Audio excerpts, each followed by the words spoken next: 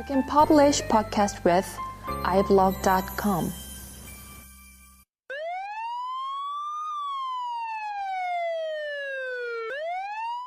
당원 여러분, 한국 스포츠당 총재 최동호입니다.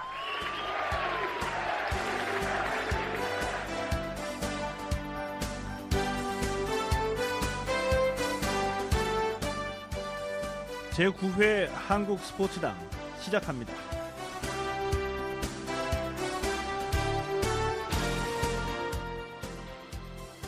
마린보이 박태환 선수가 홈쇼핑 광고에 출연했습니다. 팬들의 비난이 거세지면서 외신에서까지 보도되자 수영연맹이 포상금 지급을 재논의하겠다고 밝혔습니다.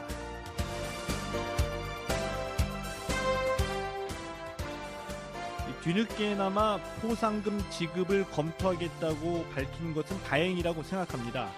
그래도 개운치는 않은데요. 꼭 국민 여론이 불붙어야지 포상금 지급을 재논의할 수 있는 건지 안타깝습니다.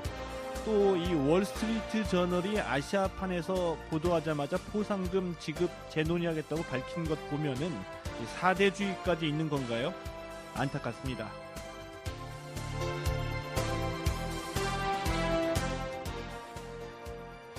여자농구 KDB생명이 현직 은행팀장을 농구단 감독으로 임명했습니다. 여자농구 KDB생명이 안세환 산업은행 법인 영업팀장을 농구단 감독으로 발령냈습니다. 이 안세환 감독은 이 단국대학교와 예전에 이 산업은행에서 선수 생활을 했고요. 96년 은퇴한 뒤로는 농구와 관계없이 은행 업무를 보신 분입니다. 농구인들이 불만을 표시하고 있죠. 지도자 경력도 없는데 은행 업무 보던 사람을 감독으로 발령냈다고요. 그런데 저는 한번 지켜보고 싶습니다. 안세환 감독이 만약에 성적을 낸다면 현역 지도자들이 실력이 없는 걸까요? 아니면은 안세환 감독의 실력이 뛰어난 것일까요? 이 KT 전창진 감독 그리고 이 SK 감독을 역임했던 현재 이 상명대학교 이상윤 감독도 은퇴 후에 이 프론트 생활하다가 지휘봉 잡았고요. 이 오리온스 추일승 감독도 이 선수단 주무를 거쳐서 감독에 올랐습니다. 왕후장상의 씨가 따로 있습니까? 능력 보고 평가하면 되는 거죠. 안세환 감독이 성적 내면은 뒷담화 하셨던 분들 나중에 뭐라고 할지 궁금해집니다. 분데스리가 출신의 차두리 선수가 K리그 클래식 FC 서울에 입단합니다.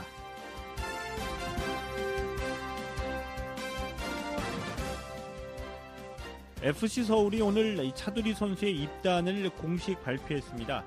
2014년까지 2년 계약이라고 밝혔는데요. 연봉과 세부 조건은 발표하지 않았습니다. 이 차두리 선수 사실은 지난 1월에 수원 삼성과 입단 협상을 벌였는데요. 조건이 안 맞아서 협상이 결렬됐죠. 결국 FC 서울이 차두리 선수 영입하게 됐습니다. K리그 클래식 볼만하겠는데요. 정대세 선수, 이천수 선수, 차두리 선수 관심 폭발입니다.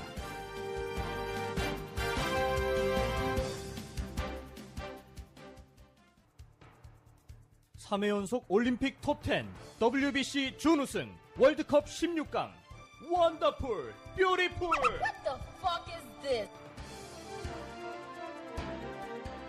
한국 스포츠 정말 잘 나가고 있나요? 전 프로야구 롯데자이언츠 감독이 입시 비리 혐의로 검찰에 체포됐습니다. 축구와 배구에 이어서 프로야구에서도 승부 조작을 벌였다는 농구 감독과 심판 사이에 관례적으로 금품이 오간 사실이 경찰 수사에서 드러났습니다. 아니, 이게 뭐죠? 비인기 종목 메달 따도 먹고 살기 힘들고 체대 졸업하면 곧바로 실업자. 운 좋으면 180만 원짜리 비정규직.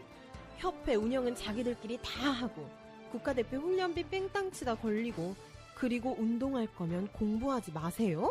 1% 운동기계만이 필요한 초엘리트 스포츠. 니들이 스포츠를 아세요? 스포츠 민주화. 스포츠의 가치 회복. 1%가 아닌 99%를 끌어올리는 유쾌한 시사 프로그램. 최동호의 한국 스포츠다.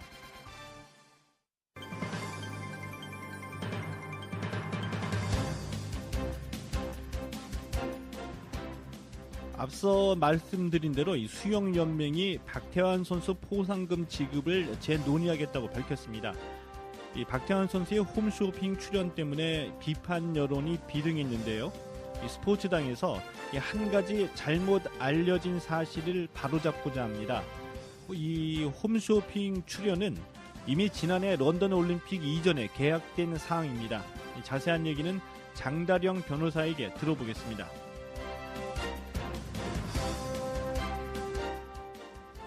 피겨 여제가 복귀했습니다. 그것도 아주 화려한 모습으로 돌아왔죠. 김연아 선수 올 시즌이 마지막 시즌인데요. 궁금한 거 많으시죠? 김연아 선수를 지도하고 있는 류정현 코치의 얘기를 들어보겠습니다.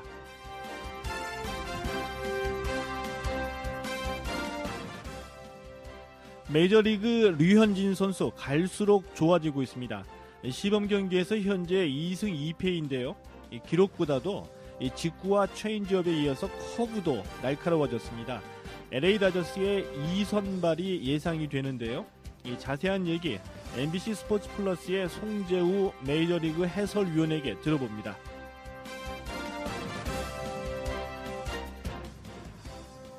한국 축구 또 이 K리그의 힘이 무엇일까요? 저는 예전부터 이 서포터스라고 생각을 했습니다. 이 서포터스의 세계 수원 삼성 서포터스 프렌테 트리콜로의 김명찬 운영국장에게 들어보겠습니다.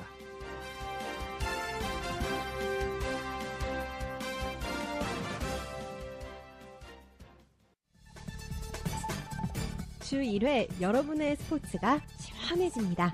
정치, 경제, 사회 문화가 함께하는 스포츠 시사 프로그램 최동호의 한국 스포츠당.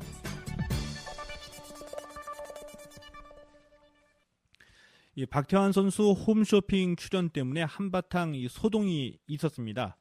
이 수영연맹이 박태환 선수 포상금 지급을 재논의하겠다고 밝혔기 때문에 잘 마무리될 것으로 기대를 하고 있는데요. 한 가지 이 국제 망신으로 일컬어졌던 이 월스트리트 아시아판의 보도 내용은 일부가 이 사실과는 다르다고 합니다. 어떤 내용인지 이 장다령 변호사 연결해서 얘기를 들어보도록 하겠습니다. 여보세요? 예, 여보세요? 예, 장 변호사님 안녕하세요. 예, 안녕하세요. 이 월스트리트 저널이 아시아판에서 이 박태환 선수를 보도했잖아요. 예, 저도 봤죠. 예, 예. 근데 그러면서 이 박태환 선수가 SK텔레콤의 후원이 끊겼다. 그리고 이 수영연맹 포상금까지 받지 못하면서 이 돈이 급하니까 이 홈쇼핑에 출연한 것으로 보도를 했는데요. 예. 근데 이 박태환 선수의 홈쇼핑 출연이 뭐 이 포상금 미지급이나 SK텔레콤 후원 중지와는 관계가 없는 사안이라면서요? 예, 그렇습니다.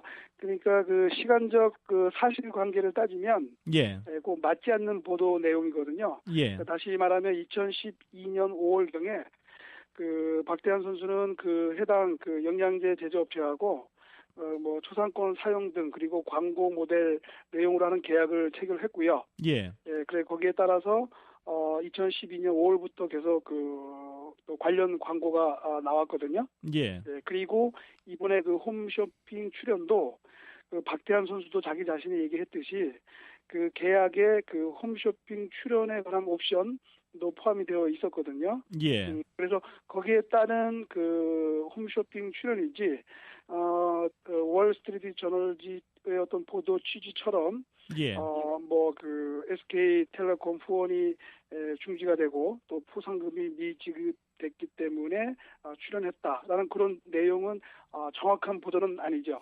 아, 그러면은 이 박태환 선수의 홈쇼핑 출연은 지난해 5월에 이미 계약이 된 사항이라고 봐야 되겠군요.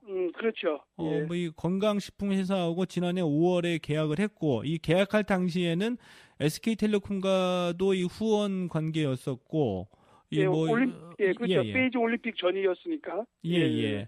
아, 그러면은 이 월스트리트 저널의 이 아시아판 보도가 이 박태환 선수가 뭐 후원도 끊기고 포상금까지 못 받아서 홈쇼핑에 출연했다는 내용은 사실과 다른 거군요. 억지 추정이라고 볼 수가 있겠습니다. 그렇죠. 그리고 또 이제 그런 보도 때문에 우리 다른 그 분들이 자칫 또 오해를 하는 또 측면이 있더라고요. 예, 예. 예, 그런데 이제 정확히 그 사실관계에 바탕을 했을 때는 예. 그런 것은 아니다라고 말씀을 드릴 수가 있겠습니다. 지난해에도 박태환 선수가 이 홈쇼핑에 출연한 적이 있었나요? 지난해는 아니고요. 예, 예. 아마 홈쇼핑 출연은 이번이 처음으로 알고 있고요. 또 본인도 아마 계약에 1회 하나여 출연하는 걸로 예. 그렇게 얘기를 하고 있습니다. 예. 지난해에는 이제 그 광고에는 나왔었죠. 광고만 나왔군요. 예. 예. 근데 저는 한 가지 오늘 아침에 그 보도 내용을 보니까 이 수영 연맹에서 이 포상금 지급을 재논의하겠다는 입장을 발표를 했거든요. 예. 근데 이런 발표 보면은 제가 좀 안타까운 게 이 뭐 여론의 눈치를 보거나 아니면은 뭐 외신에서 보도했다고 이 자세를 바꾸고요.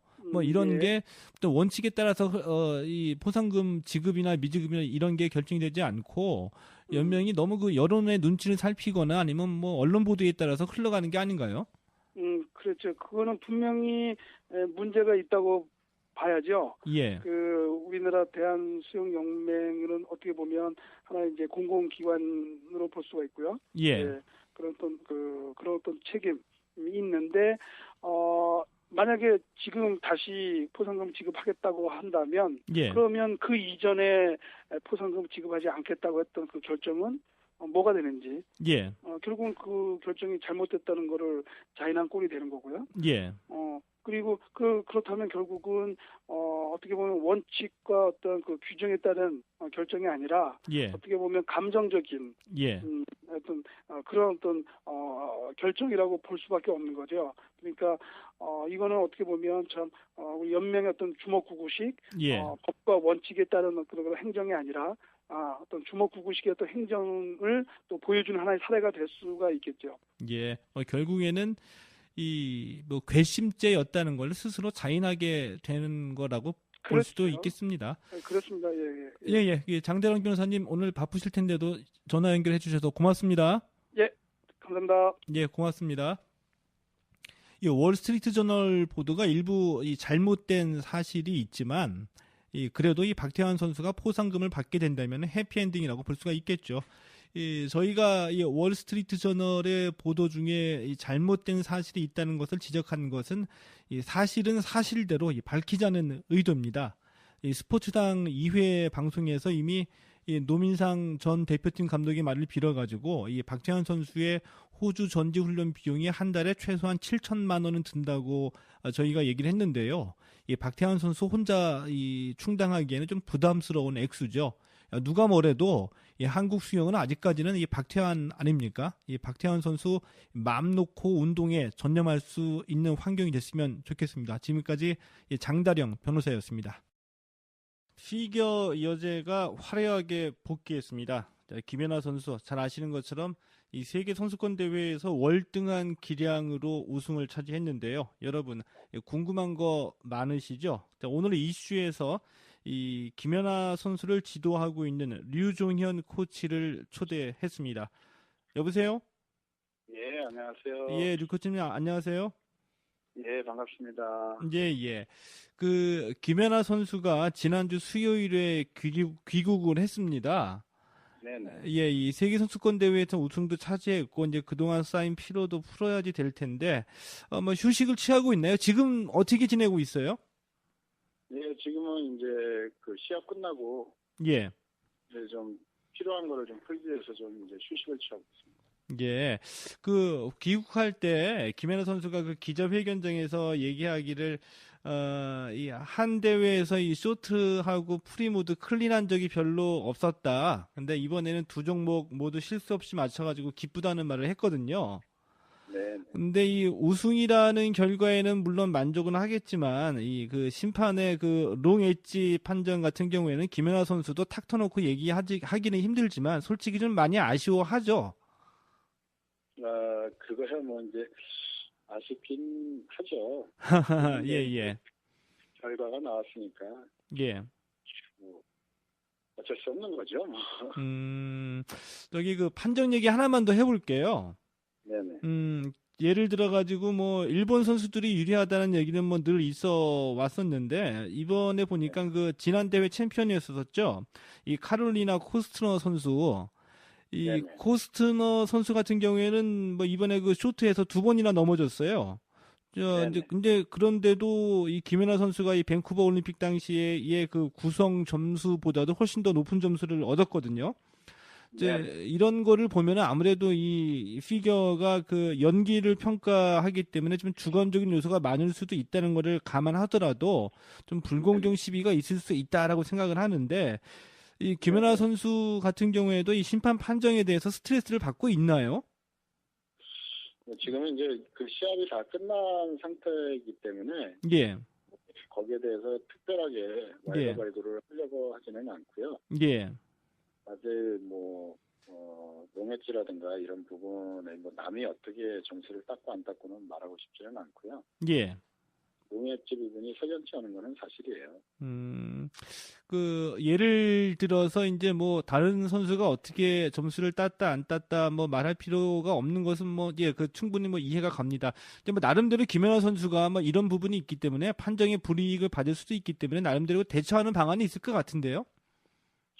일단 뭐 저희 입장에서는 연하가 그냥 열심히 해서 예. 이제 다음 시합을 준비를 하고 또 그 부분이 조금 시비가 있었다면 정밀히 한번 다시 체크를 해보는 그런 수준으로 하려고 그렇게 생각하고 있습니다. 예, 잘 알겠습니다. 우리 김연아 선수 팬들이 가장 그 궁금해하는 게 이제는 이 앞으로 이제 김연아 선수가 어떤 대회에 참가하고 앞으로 일정이 어떻게 될지에 대해서 궁금해하실 것 같은데 이 내년에 이 소치 동계 올림픽까지 김연아 선수가 이 스케줄을 어떻게 잡고 있죠? 일단 우선적으로는 지금은 그 휴식기에 있기 때문에 예. 아주 디테일한 그 계획표는 안 나와 있고요. 예. 한 4월 중이나 5월 중에 예. 프로그램을 좀 이제 준비를 해야 될 것 같고요. 예. 그 이후에는 이제 다시 처음부터 이제 체력 훈련을 시작해서 예. 시합에 임할 수 있게 이제 체력도 만들고 또 점프도 예. 좀 더 능수능란하게 할 수 있도록 이제 연습을 해야 되겠죠. 그러니까 일단은 지금은 좀 휴식할 필요가 있다. 그리고 네. 이제 프로그램을 준비하고 이제 체력을 다시 끌어올려야지 된다는 말씀이시죠? 네, 맞습니다. 예. 그 김연아 선수 팬 입장에서 이제 김연아 선수의 연기를 다시 볼 수 있는 기회는 뭐 제가 듣기로는 그 올드스케이트 2013 그 아이스 쇼가 뭐 5월이나 6월 정도 있을 것 같다는 얘기를 들었는데. 네, 그 부분은 이제 저도 듣기는 했는데 제가 아이스 쇼까지는 관여하는 바가 없어서 예. 일단 우선은 저는 연하가 시합을 나가는 부분에 중점을 두고 하고 있고요. 예. 쇼 같은 부분은 아직 저한테 계획이 이제 전달된 부분이 없고 디테일한 아직 계획이 안 나온 것 같아요. 근데 그 아이스 쇼가 열리는 거는 맞죠? 아마 열릴 것 같아요. 근데 이제 예. 그 상황을 좀 봐야 될 것 같아요. 예, 그렇군요. 아직 그 아이스쇼 그 올드 스케이트 2013과 관련해서는 뭐 디테일하게 준비된 것은 없다. 개최가 예정만 돼 있다라고 알고 있으면 되겠군요. 예, 맞습니다. 그리고 이제 김연아 선수 그 동안에는 이 캐나다하고 미국에서 전지훈련 해 왔었잖아요. 네네. 근데 이번에 그 귀국할 때 기자회견에서 한 얘기 들어보니까 이번 시즌, 그러니까 다음 시즌도 이 국내에서 준비를 하겠다 이렇게 얘기를 했는데 우리나라에서 이 훈련할 수 있는 환경이 좀 좋아졌나요? 뭐 예전에 비하면 그 빙상연맹 측에서 주시는 그 대표 시간이 확보가 좀 원활히 좀 되는 편이긴 하지만 아직도 그 패닝에 있는 그 빙상장에서 뭐 아이스하키도 하고 쇼트랙도 같이 하고 또 이렇게 하다 보니까 시간이 좀 원활하지 못한 것이 좀 있고요. 조금은 그 원하는 시간을 제대로 다 못하는 경우가 있습니다. 그러면은 예를 들어서 김연아 선수 같은 경우에 훈련 시간으로 원하는 그 시간은 어느 정도인데 실제로 링크에서 연습할 수 있는 시간은 뭐 어느 정도 됩니까? 지금 대표 선수 시간이 한 뭐 4시간 정도 있는데요. 예. 뭐 한꺼번에 이렇게 붙여서 4시간을 연습하기는 좀 힘들지 않겠습니까? 예, 예. 중간에 이제 휴식 시간을 갖고 또 운동을 하고 이렇게 해야 되는데, 예. 아이스하키나 뭐 여자 아이스하키, 남자 아이스하키 이런 쪽에서 이제 그쪽에 가서 연습을 같이 다 하다 보니까 예. 쉬었다가 운동할 수 있는 그런 환경이 안 되고 있어요. 예. 그래서 이제 뭐 1시간 반 타고 한 3, 40분 쉬었다가 1시간 반 타고 이렇게 연습을 하고 있는데, 예. 저희 입장에서는 뭐 좀 1시간 반짜리를 한 3번 정도 타는 게 예. 낫지 않는가라고 이제 판단을 하고 있어요. 그러면 실질적으로 그 링크에서 그 연습할 수 있는 시간은 좀 부족하다라고 봐야지 되겠군요. 네, 맞습니다. 그러면 예를 들어가지고 현재 그 4시간 정도의 국가대표에게 주어지는 시간 이외의 시간은 김연아 선수가 또 어떤 훈련이나 뭐 어떤 게 시간을 보내고 있죠? 뭐 지금 현재 상태에서는 이제 지상 운동을 이전에는 월드 나가기 전에는 이제 지상 예. 운동으로 대처를 하고 있었는데요. 예, 예. 뭐 이제 안무도 좀 더 아무래도 이제 그 스케이트장 안에서 안무를 하는 것과 예. 스케이트장 밖에서 안무하는 것들이 다르기 때문에 예. 또 이제 새 시즌을 맞이해서 새로운 작품을 이제 짜고 그걸 몸에 붙여야 되기 때문에 예. 그런 시기들이 좀 필요하지 않나 이렇게 생각합니다. 예. 아무래도 뭐 이 피겨 같은 경우에는 운동은 운동이지만 뭐 연기이기 때문에 작품에 대한 이해나 뭐 이 표현력을 위해서 또 이 스케이트 타는 기술 이외에도 다른 훈련도 많이 필요하겠군요. 네, 네, 맞습니다. 예. 근데 이번에 그 프로그램이 레미제라블이었었죠? 네, 맞습니다. 이 레미제라블이 뭐 호평을 많이 받았는데 이제는 아까 말씀하신 대로 이제 우선적으로 이제 프로그램을 준비를 해야지 되잖아요. 그렇죠, 예. 이 프로그램을 준비하는 과정이 어떻게 되나요? 그러니까 우선적으로는 이제 스태프들이 전부 모여서 예. 어떤 곡을 선정할 것인가, 예. 그리고 이제 곡에 대한 이해를 어떻게 할 것인가, 예. 뭐 이런 것들을 지발로 해서 여러 가지 안무의 이제 조건과 예. 그다음에 점프의 이제 순서와 스핑의 이제 난이도를 이렇게 조정하게 되죠. 예. 그 매번 뭐 레미제라블 이전에 뭐 007 본드걸도 있었고요. 또 종달새도 있었고요. 뭐 나름의 그 네. 컨셉이라고 할까요? 이 네네. 표현 주제가 있죠. 그렇죠. 예. 근데 이번에는 아직까지 뭐 그런 거에 대한 감을 잡으신 건 아직은 아니겠죠?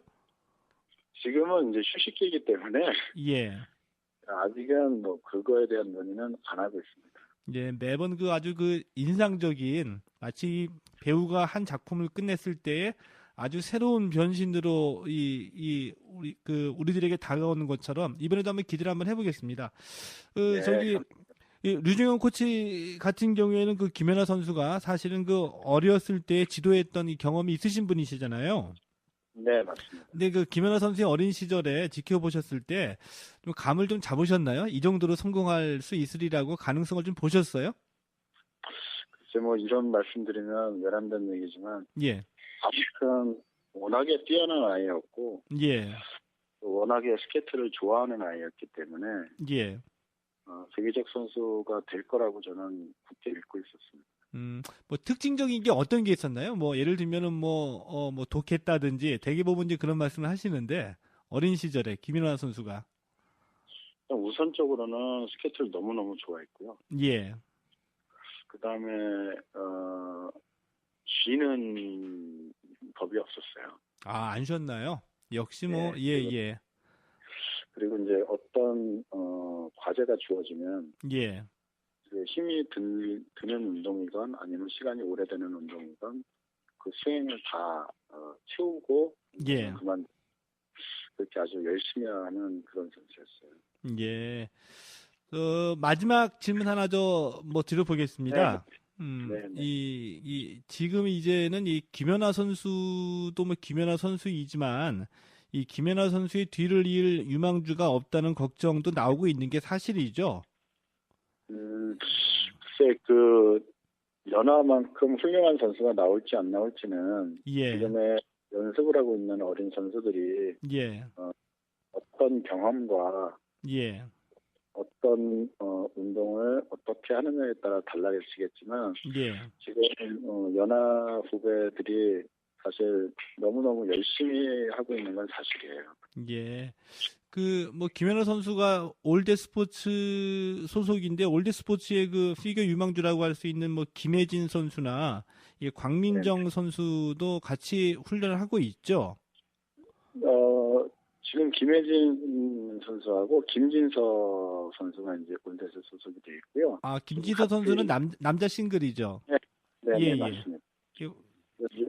운동을 같이 하고 있는 거는 이제 김진서 선수하고 김혜진 선수하고 이렇게 같이 하고 있습니다. 아, 뭐 김연아 선수가 워낙 뛰어나기 때문에 뭐 김연아 선수 정도라고까지 기대하기에는 좀 무리가 있을 수도 있는데 그래도 뭐 세계 선수권 대회의 상위 랭커 뭐 톱10 정도에 포진할 수 있는 그런 가능성은 어떻게 보세요? 우선적으로는 이 아이들이 조금은 더 나은 여건에서 운동을 할 수 있었으면 좋겠고요. 또 아직 어린 선수들이니까 경험을 토대로 해서 많은 외국 선수들과 경험을 하고 또 시합도 경험을 한다면 그렇게 어두운 것 같지는 않습니다. 그래도 역시 그 가능성이 있는 어린 선수들에게는 이 가능성을 본 뒤에 이렇게 좀 운동할 수 있는 환경을 좀 이렇게 만들어 주는 게 가장 그 우선순위라는 말씀이신 것 같고요. 제가 아까 잠깐 근데 이 광민정 선수 같은 경우에는 뭐 같이 훈련을 안 하고 있나요? 광민정 선수는 지금 부상 때문에 약간 부상에서 지금 회복 단계에 있기 때문에요. 대표 시간에는 들어오지 않고 개인 연습을 하는 걸로 제가 알고 있고요. 지금 회복 속도가 좋아서 기술 향상도 좀 예전만큼은 아니지만 급상승하고 있는 걸로 제가 알고 있습니다. 알겠습니다. 우리 청취자 여러분들께서도 잘 이해를 하셨으리라고 생각합니다. 류 코치님 바쁘실 텐데 시간 내주셔서 고맙습니다. 네, 감사합니다. 고맙습니다. 지금까지 이 김연아 선수를 지도하고 있는 류종현 코치였습니다.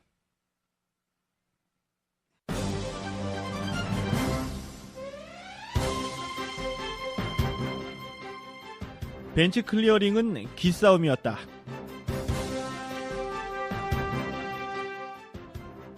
프로농구 KGC 김태술 선수의 말입니다.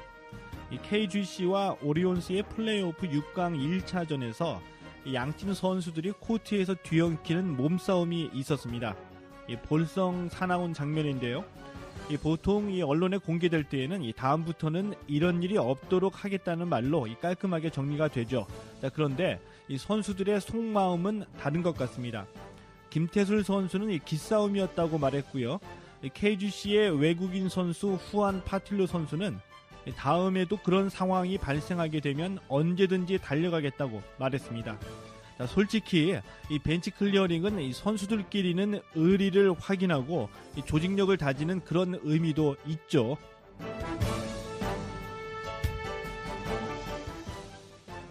개인적으로는 예전 대표팀에 비해서 서먹서먹하고 대화가 부족한 것 같다. 축구 대표팀 이청용 선수의 말입니다. 이청용 선수의 이 말이 나가자마자 이 축구 대표팀이 한바탕 뒤집혔습니다. 이 대표팀이 가장 금기시하는 게 팀 내부의 불화입니다.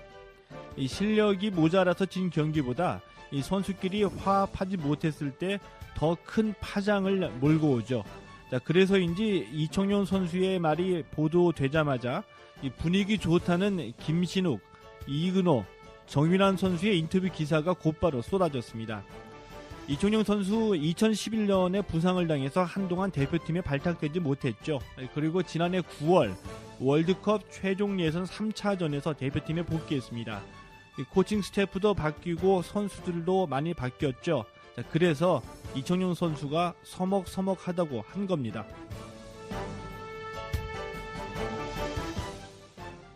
김연아는 우리와 다른 세상에서 살고 있는 존재다. 피겨스케이팅 세계선수권대회 여자 싱글에서 이 김연아 선수에 이어서 은메달을 차지한 이탈리아의 이 카톨리나 코스트너 선수가 한 말입니다. 자, 우리가 보기에는 당연하죠. 그런데 이 선수끼리는 이런 말 하기가 쉽지 않을 겁니다. 이 코스트너 선수 깔끔하네요. 인정할 건 인정하고, 그러면서도 승부욕을 불태워야지 되겠죠.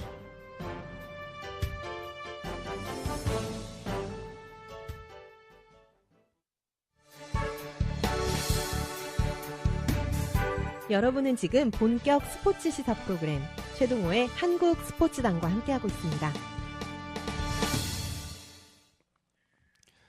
자, 올해 이 프로야구도 관심거리가 많이 있지만 이 올 시즌 야구 팬들의 최고 관심사는 아무래도 이 LA 다저스의 류현진 선수가 아닐까 싶습니다.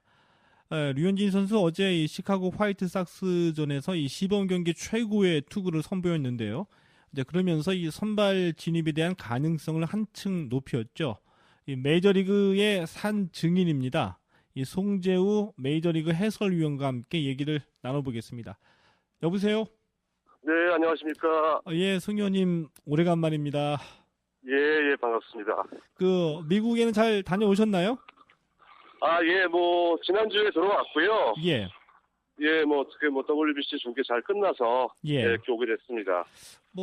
우리의 관심은 우리가 이제 1라운드 탈락하면서 이 WBC에 대한 관심은 없어졌는데 이 송 의원께서는 이 결승전까지 다 중계하고 오신 거죠? 예, 그렇습니다. 예. WBC 보면서 좀 끝까지 다 보셨으니까 좀 느낀 점이 있으면 간단하게 먼저 소감 좀 한번 전해주시겠습니까? 저는 이번에 사실 국내 언론에서도 보도가 되긴 했습니다만은 예. 어떻게 보면 지금까지 저희가 생각할 때 야구의 좀 변방이라고 생각했던 나라들, 예. 이태리라든가 특히 4강까지 올라갔던 또 네덜란드는 또 우리에게 정말 0대5의 그런 또 이 완승을 거두고 올라갔던 팀이잖아요. 예. 예, 이런 팀들이 많이 올라가면서 예. 전체적으로 좀 흔히 얘기하는 야구의 좀 세계화가 조금씩 이루어지는구나라는 느낌을 받았어요. 예. 근데 이제 이들의 왜 이런 호성적에 대한 이런 배경을 살펴보니까 상당히 흥미로웠던 게 그들도 우리가 잘 알지는 못하지만은 자신들만의 리그가 있었거든요.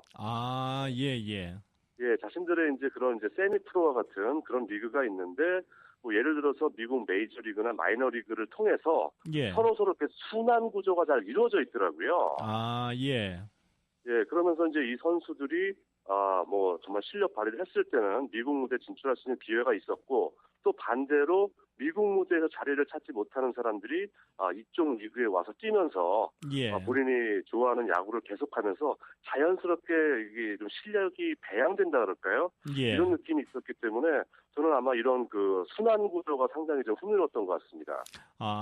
그러면 제가 좀 느끼기에는 이 WBC의 근본 취지가 야구의 세계화이잖아요.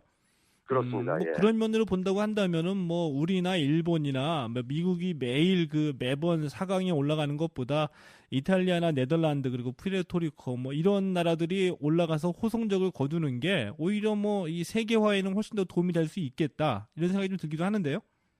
예, 저도 그런 생각에 정말 전적으로 동의를 할 수밖에 없고요. 우리가 이번에 충격에 1라운드에 정말 탈락을 하고 말았는데, 이런 게 좀 반면교사가 돼서, 우리도 지금까지 해외 진출이라든가 또는 돌아오는 선수라든가 여러 가지 좀 장애 요소가 많이 야구 쪽에는 아직 남아 있습니다.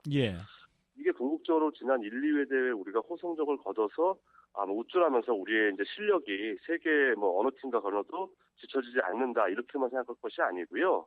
그러면 그런 실력을 꾸준하게 유지하기 위해서는 이렇게 정말 순환 구조를 좀 우리도 가져가면서 조금 더 열린 생각이 있다면은 우리 실력이 더 좋아지고 또 야구 강국으로서 더더욱 인정받지 않을까라는 그런 생각이 들었습니다. 예. 이제 이 류현진 선수 얘기 좀 해보겠습니다. 네네. 이 어제 이 시범 경기 2승 올렸는데 이 투구 내용이 굉장히 좋았죠. 그렇습니다. 일단 이 류현진 선수 무엇보다 좋은 것은요. 이번 시범 경기를 통해서 가면 갈수록 좋아지고 있다는 게 가장 마음에 들었어요. 예. 네, 그러니까 사실 그쪽에서 어떻게 보면 가장 좀 모험적인 케이스라고 볼 수가 있는 게 예. 본인이 어쨌든 미국 무대 가서 처음으로 맞는 스프링 트레이닝이고 예. 자칫 그 의욕이 너무 앞서서 저희가 흔히 오버페이스 한다고 얘기를 하잖아요. 예, 예. 이렇게 되면은 사실 오히려 이 개막전에 맞춰진 몸의 상태가 흐트러질 수가 있는데, 예. 류현진 선수는 정말 특유의 어떻게 하면 약간 그 느긋함이 있습니다. 예. 이런 게 발휘가 되면서 오히려 가면 갈수록, 지금 이제 시즌 개막이 다가올수록 페이스를 끌어올리면서 본인 스스로도 이제 몸의 부위가 좋아졌다. 예. 이렇게 느끼고 있는 부분이 있기 때문에, 이제 한 번만에 등판을 더 남겨놓고 이제 실질적인 시즌에 돌입을 하게 됩니다. 예. 이번에 나오는 경기가 기대가 되고요. 일단 시즌 출발에 좀 첫 단추는 잘 낄 수 있지 않을까라는 생각이 들었습니다. 예. 류현진 선수 어제 던지는 공 보니까 직구 같은 경우는 원래 류현진 선수의 최대 무기였었고, 근데 이 초반에 네네. 미국 가가지고 이 메이저리그에서 쓰는 공인구가 좀 미끄러웠다고 하면서 이 커브 네. 때문에 좀 고생이 많았었잖아요. 예. 근데 어제 보니까 직구는 물론이고 커브하고 체인지업까지 많이 던졌는데 우리 송 의원님께서 보시기에 어제 이 커브는 어땠나요? 좀 통할만 했나요? 제가 보는 류현진 선수의 어제의 커브는요. 예. 국내에서 던진 커브보다는 약간 스피드는 떨어졌지만은 각이 훨씬 커졌어요. 아, 훨씬 예리해졌군요. 떨어지는 각이. 예. 네, 그러다 보니까 이 커브가 단순하게 그런 변화에만 의존하는 것이 아니고 예. 이 타이밍도 뺏을 수 있는 그런 역할을 할 수 있는 하나의 무기가 될 수 있다는 게 느껴졌거든요. 예. 그래서 아마 본인이 그 커브를 조금 더 다듬는다면은 메이저리그 기준으로 봤을 때 빠른 볼, 체인지업 이외에 제3의 무기가 선발 투수로 필요하기 때문에 어떻게 보면은 류현진 선수에게 새로운 신무기로서 올 시즌 메이저리그에 좋은 성적을 거두는 데 아주 도움이 될 수 있는 그런 신무기가 될 것 같습니다. 아, 그러면은 어제 류현진 선수 인터뷰 보니까 이 직구가 살아난다는 걸 느꼈다고 본인이 자신감을 표시를 했고, 네네. 이 직구에다가 체인지업 있고, 이 커브를 좀 말씀하신 대로 이 떨어지는 각이랑 이 타이밍을 뺏을 수 있을 정도로 한다면은 류현진 선수 입장에서는 이 결정구를 던지거나 볼 카운트 유리하게 가지고 가거나 상당히 옵션이 많아지는 거 아닙니까? 그러니까 그쪽 이제 기준으로 선발 투수는 아무래도 이제 긴 이닝을 던지기 때문에 레퍼토리가 좀 다양할 필요가 있잖아요. 예. 그래서 사실 최소한 3개 정도 구종을 자기가 자신 있게 던져야 된다고 흔히 얘기를 해요. 예. 그런 면에서 커브가 이렇게 좀 좋아지고 또 하나의 무기화가 된다면은 말씀하신 체인지업과 지금 좋아지고 있는 직구하고 더불어서 확실히 좋아질 수 있는 부분이 생기니까 그러면서 류현진 선수가 조금 더 자신감 있게 시즌을 열 수 있는 그런 토대가 될 것 같습니다. 예. 어제 이 경기 끝나고 이 다저스의 돈 매팅리 감독 또 얘기를 했어요. 선발진에 넣지 않을 수 없다. 이 스피드도 좋고 볼이 꽂히는 위치까지 능숙하게 조절했다라고 얘기를 했는데 이 말로 들어보면은 이 스피드하고 로케이션이 모두 다 좋았다는 얘기이고요. 마지막 경기 시범 경기에서 잘 던지면 물론 2선발을 갈 것 같은데 2선발 가능성이 좀 높아졌다고 봐야지 되겠죠? 일단은 이제 마지막 남은 한 번의 그 시범 경기에서 성적이 어느 정도 좌지우지가 되겠지만은 지금 다저스의 선발진에 지금 일단 이 기존 멤버 중에서 2명이 심한 부상은 아니라고 하더라도 정상적인 컨디션은 아니에요. 이제 이런 면이 있으니까 지금 최소한 지금 일단 시즌 출발은 3선발, 그러니까 2선발 내지 3선발 이 둘 중에 하나로 출발할 가능성이 상당히 높아졌고요. 아마 이제 그 앞에 좀 경험이 더 있는 선수들이 부상이 회복이 되면은 조금 한 4선발 정도 내려오면서 숨을 좀 고르면서 이렇게 시즌은 가게 될 가능성이 높지 않을까 이런 생각이 듭니다. 아, 그러니까는 류현진 선수 현재로서는 이 선발 경쟁을 벌이고 있는 선수 중에 예를 들면 체드 빌링스리라든지 이렇게 부상 있는 선수가 있기 때문에 시즌 초반에는 3선발이나 2선발까지 갈 수 있는 환경이다. 그렇죠. 그러니까 이렇게 보시면 돼요. 지난해 뭐 아주 선풍적으로 관심 끌었었던 이 일본 출신의 그 다르비슈 선수 있었잖아요. 예. 이 선수도 실질적으로 그 시즌 출발할 때는 4선발, 5선발급으로 시즌 출발을 했었어요. 예. 근데 사실 시즌이 마감될 때는 실질적인 그 본인 소속팀 텍사스 레인저스 에이스로서 마감을 했거든요. 예. 그래서 내가 볼 때도 류현진 선수가 지금 당장 아무래도 첫해 그런 뭐 앞에 좀 상위 로테이션에 들어가는 부담을 주는 것보다는 예. 본인이 시즌이 끝났을 때 내년 시즌 들어가는 그 모습이 몇 선발이냐가 사실 본인한테도 중요한 거거든요. 예. 그래서 제가 볼 때는 지금 출발을 그렇게 하더라도 제 개인적인 바람은 오히려 4, 5선발로 조금 심적인 부담을 덜면서 가는 게 현실적으로 류현진 선수에게도 도움이 되지 않을까 이런 의견 가지고 있습니다. 네. 그런 면이 오히려 도움이 될 수도 있겠군요. 어쨌든 이 선발 기회는 잡을 수 있을 것 같다는 점에서는 좀 반갑게 느껴지고요. 예. 근데 좀 불안해 보였던 점도 좀 있었어요. 어제도 이 경기 초반에 좀 흔들렸고요. 그리고 이 선두 타자를 계속 내보냈잖아요. 이런 점이 아직 류현진 선수가 이 메이저리그 타자들을 잘 몰라서 그런다고 봐야 되나요? 아니면 뭐 다른 특별한 이유가 있을까요? 제가 볼 때 뭐 베테랑 투수도 경기 초반에 늘 긴장이 된다 그랬어요. 예. 그런 면에서 이제 아무래도 류현진 선수가 미국 무대에서 지금 첫 발을 막 뛰는 상태이기 때문에 지금도 이제 경기 초반에 보면 약간 좀 힘이 들어가 있는 그런 모습이 사실 느껴지거든요. 예. 그러다 보니까 이제 공도 높게 되고 좀 볼넷이 나온다라든가 이렇게 좀 실투가 나와서 초반에 좀 이렇게 실점을 하는 이런 경우를 제가 많이 볼 수가 있고 말씀하신 것처럼 이런 거는 앞으로 본인이 이제 뭐 그런 큰 위기에서 대량 실점을 하면서 넘어가지 않으면 문제가 없는데요. 선두 타자의 싸움에서 계속 좀 이렇게 출루를 시켜주는 건 정말 그거는 본인에게 너무 힘든 그런 상황을 초래하는 거기 때문에 다른 건 몰라도 선두 타자 싸움에서는 꼭 이기겠다. 이런 정말 각오로 좀 심적으로 본인이 좀 이거는 좀 다 잡아야 될 그런 필요는 분명히 있을 것 같고요. 선발 타자, 그러니까 선두 타자와의 싸움에서는 좀 더 신경을 좀 써야겠다는 느낌 좀 말씀해 주셨습니다. 그리고 이제 어제 경기에서 이제 다저스 타선이 폭발했잖아요. 근데 제 기억으로는 뭐 지난 시즌에 보니까 이 다저스가 좀 마운드에 비해서는 타선이 약하다는 느낌을 받았거든요. 류현진 선수가 이 한화에 있을 때 타선의 도움을 받지 못해서 좀 안타까운 경우가 많이 있었는데, 이 다저스에서는 좀 류현진 선수가 타선의 도움을 좀 받을 수 있을까요? 어떻게 예상하세요? 제가 물론 리그가 다르기 때문에 이 수평적인 비교는 하기 어렵습니다만은 분명히 다저스의 타선이 하나 이글스의 타선보다는 한 수 높은 건 사실이에요. 특히 이제 다저스가 좀 걱정되는 부분은 이제 하위 타선에 조금 무게감이 떨어지는 건 분명히 있는데요. 상위 타선은 어느 팀하고 견주더라도, 그러니까 1번부터 5번 타자까지는 어느 팀과 견주더라도 뒤처지지 않는 좀 힘과 좀 기교가 있는 이런 타선이기 때문에 제가 볼 때는 아마 류현진 선수가 옛날 하나 시절처럼 그렇게 정말 이 득점제 못 받아서 쉽게 패하거나 그런 경우는 확연히 좀 줄어들지 않을까라는 생각이 들거든요. 다저스는 올 시즌 지금 포스트 시즌 갈 수 있는 강력한 후보 중에 하나이기 때문에 그런 면에서는 좀 많이 좀 도움을 받으면서 심적으로 안정감을 찾을 수 있지 않을까 이런 생각이 드네요. 그건 좀 다행스럽게 느껴집니다. 근데 타격 얘기 나오니까 또 궁금해서 좀 마지막으로 한 가지 더 그 질문을 드려보고 싶은데 어제 이 류현진 선수 안타 쳤습니다. 근데 그게 또 공교롭게도 이 상대 투수가 이 싸이 영상에 빛나는 이 제이크 피비였었잖아요. 근데 이 생각을 해보니까 야구 좋아하시는 분들은 다 기억하실 것 같아요. 이 류현진 선수가 사실은 그 인천 동상고 시절 때 4번 타자였었잖아요. 그렇죠. 근데 좀 궁금한데 이 내셔널리그에서는 이 지명 타자 제도가 없으니까 이 투수도 타석에 들어가는데 이 내셔널리그 투수들이 따로 이 타격 훈련 하나요?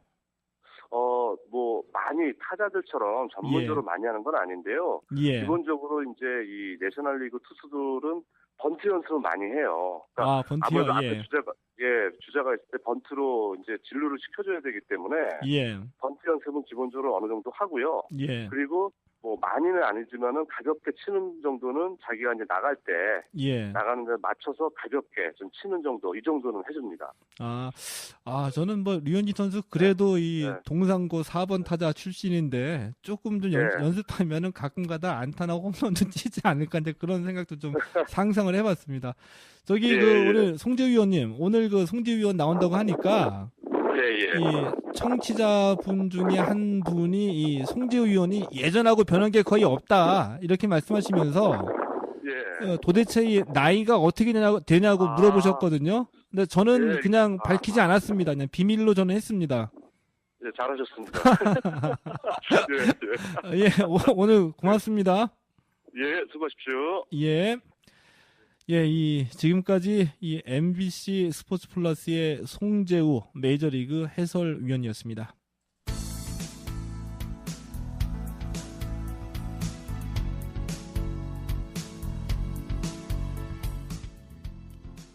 한국스포츠당은 매주 월요일 오후 6시 100.3MHz 관악 FM에서 생방송으로 진행이 됩니다. 튜닝 라디오 애플리케이션 다운받으시면은 생방송으로 들으실 수 있고요. 팟캐스트로 들으시려면은 인터넷에서 최동호의 한국 스포츠당 검색하시면 됩니다. 이 스포츠당 아이블로그나 스포츠당 팟빵이 나오게 되는데요. 클릭하시면 들으실 수 있습니다. 한국 스포츠당을 도와주시는 이 코리아 스픽스 소개합니다. 사회적 의사소통 기업입니다. 300명, 500명이 참가하는 원탁 회의를 주재하는데요. 참가자들이 관심을 갖는 공통의 의제를 설정해 나가면서 토론을 이끌어갑니다. 부산시민 500인 원탁 토론회, 축구 지도자 300인 원탁 토론회의, 구로구민 500인 원탁 토론회의 등을 개최했고요. 궁금하시면 인터넷에서 코리아 스픽스를 검색하시면 됩니다.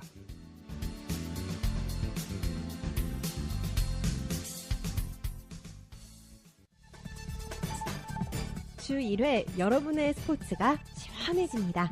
정치, 경제, 사회 문화가 함께하는 스포츠 시사 프로그램 최동호의 한국 스포츠당.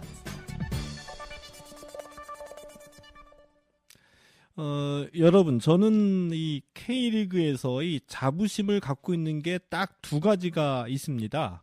자, 우선은 이 서포터스만큼은 이 세계 어디에 갖다 놔도 부끄럽지 않다고 생각을 하고요.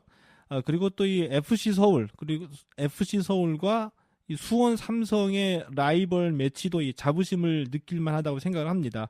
자, 그래서 오늘 이 피플에서는 이 K리그 개막과 함께 선수만큼이나 바빠지신 분입니다.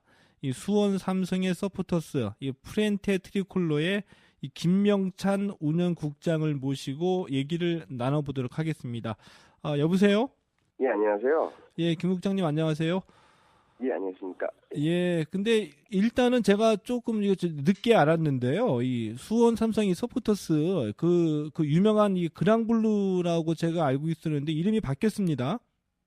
예, 예. 이 프렌테 트리콜로라고 바뀌었는데 이 프렌테 트리콜로가 어떤 뜻이죠? 예, 저희가 프렌테 트리콜로는 일단 그 수원 팀이 상징하고 있는 청백적 전선이라는 의미를 가지고 있습니다. 청백적 전선이요? 예, 예. 예, 예. 예, 이는 그 수원 팀이 상징으로 가지고 있는 청색, 백색, 덕색인데요. 이러한 팀의 상징적인 그 3색의 컬러를 의미하고 그 상징색과 함께 수원의 경기가 있을 때는 언제나 그 응원으로 수원팀과 함께 싸우자라는 의미로 프렌테 트리콜로, 즉 청백적 전선이라는 뜻으로 서포터 단체명을 짓게 됐습니다. 예, 굉장히 좀 깊은 뜻이 있는 것 같습니다. 그 새로운 시즌이 이제 시작이 되면 이 선수들도 바쁘지만 서포터스도 바쁘죠. 예, 예, 그렇습니다. 이 프렌테 트리콜로 같은 경우에는 뭐 올 시즌에 대비해서 특별히 준비한 비장의 무기가 있을까요? 비장의 무기라기보다는요. 일단 서포터들도 시즌이 끝나면 선수들처럼 좀 동계 훈련을 하는데요. 동계 훈련을 합니까? 예. 또 그 다음 시즌에 응원은 어떻게 할 것인가 준비를 많이 하고요. 그리고 현장에서 응원을 진행하는 응원팀 같은 경우는 그 지난 겨울 매주 주말마다 모여서 응원 연습을 진행했었고요. 예, 예. 프렌트 트리콜로는 또 응원 부분에 많이 신경을 쓰고 있는 서포터 단체입니다. 그러다 보니까 응원을 잘한다는 그 외부적인 칭찬도 많이 들었던 게 사실인데요. 올 시즌 그 비장의 무기에 대해서 질문하셨는데 비장의 무기라고 말씀드리긴 그렇지만 저희는 기본적으로 그 응원이라는 기본적인 부분에 프렌트 트리콜로가 가지고 있는 기본적인 부분이 그 프렌트 트리콜로가 가지고 있는 가장 강력한 무기가 아닐까 생각을 하고 있습니다. 그리고 그 응원에 대해서 올 시즌 좀 더 멋진 모습을 보여드리고자 그런 부분에 좀 많이 신경을 쓰고 있고요. 프렌트 트리콜로로 통합이 되면서 응원 방식이나 그런 부분에 좀 변화를 기존 그랑블루 응원 방식에서 좀 변화를 주고 있고요. 그러다 보니까 이제 새롭게 변화된 응원 형태가 좀 아직은 정착이 안 되고 있지만 좀 올 시즌 그 정착을 시키기 위해서 올 겨울 그 동계훈련에서 좀 많이 그 부분을 많이 좀 신경을 쓰고 있었습니다. 이 동계 훈련까지 하셨군요. 좀 더 발전되면은 제 생각엔 동계 전지 훈련을 하시면은 더 많이 발전하지 않을까 생각이 드는데 이 동계 훈련을 하셨고요. 그러면 이 평소에 시즌 도중에 서포터스들이 대부분 자기 직업도 있고 일을 하시는 분이시잖아요. 일주일에 몇 번 정도 시간을 내시나요? 일단 저희가 동계훈련을 거치고 나서 그 시즌을 진행하다 보면 좀 미비한 점이 많이 좀 보이긴 합니다. 그래서 이제 응원팀 같은 경우는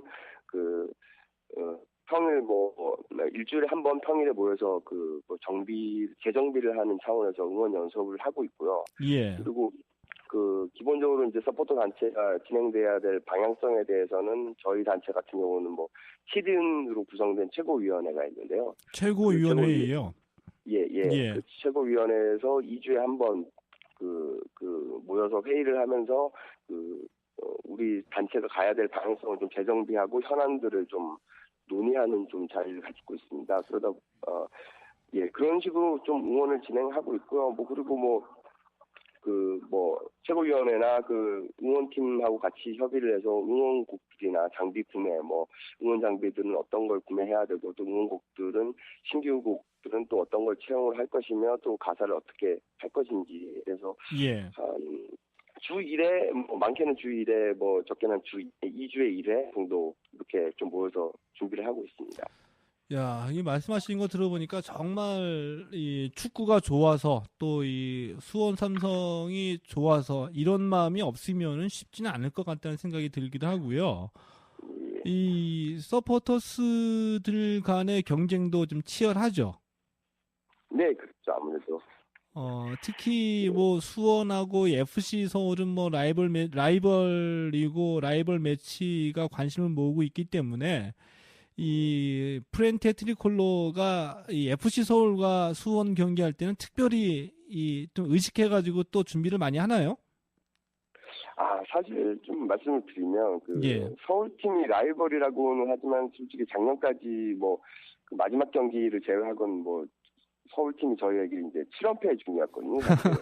그러다 보니까 지난 두 팀 간의 역사나 그런 부분에서 라이벌이 될 수도 있겠지만 성적만을 놓고 보자면 두 팀을 라이벌로 지칭하는 건 좀 곤란하지 않을까 좀 그렇게 생각을 하는 게 저 개인적인 생각인 거고요. 그리고 정작 언론에서는 정작 라이벌 하지만 서포터들은 경기 전에 좀 특별하게 준비한다거나 그런 부분은 사실 없습니다.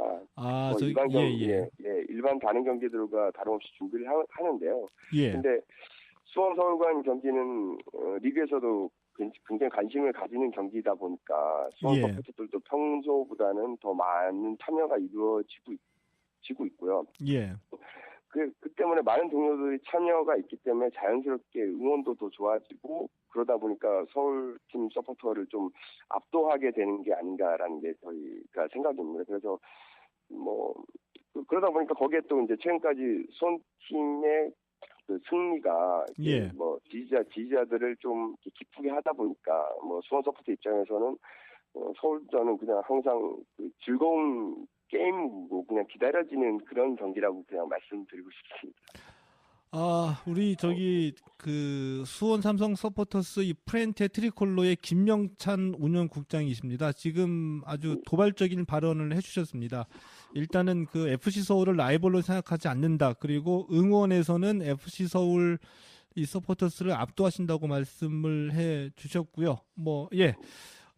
그리고 이 서포터스 운영과 관련돼서 응원 장비도 있어야 되고 뭐 가사도 붙여야 되고 또 원정 경기 또 쫓아다니려고 하면은 비용도 많이 발생할 텐데 구단에서 좀 일정 부분 지원받는 부분도 있나요? 저희가 일단은 그 대규모 카드 섹션이나 여러 퍼포먼스를 해야 되고 또 응원 시에 필요한 악기 구입이나 그 외에 여러 가지 서포트 활동을 하면서 발생하는 비용들이 사실 있는데요. 예. 저희 그 프렌치 트리콜러는 일단 기본적인 방침은 구단의 지원을 받지 않는다는 게 그 저희의 기본 방침입니다. 그래서 저희가 그 운영을 위해서 발생되는 비용은 서포터 자체적으로 의류나 기념품 등을 판매해서 이렇게 자체 수익 사업을 좀 진행합니다. 그래서 그 수익 사업을 통해서 예산을 좀 확보를 하고 있고요. 그렇지만 원정의 경우에는 기본적으로 많은 원정을 참여하시다 보면 그 재정적 부분에서 부담이 있기 때문에 원정 버스 대절비에 대해서는 일정 부분 저희가 구단 측에서 좀 지원을 받고 있는 건 사실입니다. 그렇지만 제 개인적인 생각으로는 조금 더 이제 현대 트리콜로가 조금 더 이제 자리를 잡고 성장을 해서 재정 자립도를 좀 높인 다음에 그런 모든 부분에서 그 서포터스가 취해야 할 방향이라고 한다면 구단하고 재정적으로 좀 자립을 하고 독립을 해야 되는 게 서포터스의 올바른 방향성이 아닐까라고 저는 생각을 하고 있습니다. 참 대단하게 느껴집니다. 그 구단으로부터 독립적으로 스스로 운영 비용을 부담해서 운영을 하려고 한다는 말씀이시고요. 그리고 원정 갈 때에 이제 버스 정도를 지금 지원을 받고 있다는 말씀을 해주셨고, 버스 비용 전체는 아니고 그 중에 일부만. 근데 제가 하나 또 이제 묻고 싶은 게 있는데, 서포터스가 물론 이제 긍정적이고 저는 자랑스럽게 생각하는데, 일부 제가 생각하기에도 좀 부정적인 역할이 있지 않나. 대표적으로 보게 되면은, 이 서포터스가 영향력을 행사하려고 하는 경우도 좀 있거든요. 뭐 예를 들게 되면은 구단의 성적이 저조할 때 뭐 이런 일이 자주 발생하게 되는데, 뭐 감독과의 면담을 요청하거나 아니면은 그 경기장 출입구에서 좀 농성할 때도 좀 많이 좀 있죠. 이런 부분들은 어떻게 생각하세요? 작년에 그 수원팀의 경우가 그냥 대표적인 경우였다고 좀 생각이 되는데요. 그렇지만 팀이 부진하고 잘못된 방향으로 가고 있다 판단이 되면 서포터는 그러한 부분에 충분히 구단 측에 자신들의 의사를 충분히 전달할 수 있는 위치에 있다고 생각합니다. 그 이유는 프로스포츠라는 것이 팬들을 위해 존재하는 것이 가장 큰 이유이고 그것에 존재 가치가 있다고 저는 생각을 하거든요. 서포츠 역시 팀의 발전을 도와주는 동반자이고 동시에 한 팀의 팬이기도 합니다. 그래서 간혹 작년의 수원과 같이 팀이 무기력하고 좀 나쁜 방향으로 흘러가고 있다고 판단이 된다면 서포터들의 의견을 모아 팀의 비판적인 의견을 전달할 수 있다고 생각을 합니다. 알겠습니다. 죄송한데 지금 시간이 딱 돼가지고 여기서 마치도록 하겠고요. 오늘 시간 내주셔서 고맙습니다. 감사합니다. 지금까지 이 수원 삼성 서포터스 프렌테 트리콜리의 김영찬 운영국장이었습니다. 최동호의 한국 스포츠당 9회 여기까지 하겠습니다. 이 스포츠 시사에 관심 가져주신 청취자 여러분, 그리고 멀리 해외에서 청취해주시는 교포 여러분, 고맙습니다.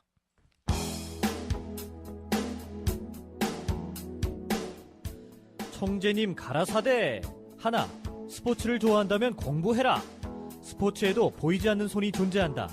경제와 정치에 관심을 갖고 스포츠를 바라봐라. 웃고 즐기기만 한다면 주머니 털리는 봉이 될 뿐이다.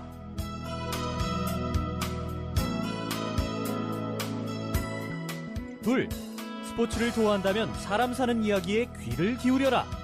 때론 패자의 눈물에서 감동을 받는다. 감동은 보는 만큼 느낄 수 있다.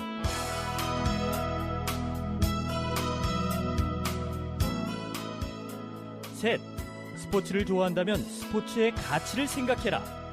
페어플레이와 공정성이 최선의 가치이다. 설익은 프로페셔널이 만들어낸 삐뚤어진 프로의식, 결과중심, 승자독식, 황금 만능주의에서 벗어나 보자고요. 스포츠의 가치를 회복한다면 세상은 바뀝니다. 스포츠 민주화. 스포츠의 가치 회복. 1%가 아닌 99%를 끌어올리는 유쾌한 시사 프로그램. 최동호의 한국 스포츠당.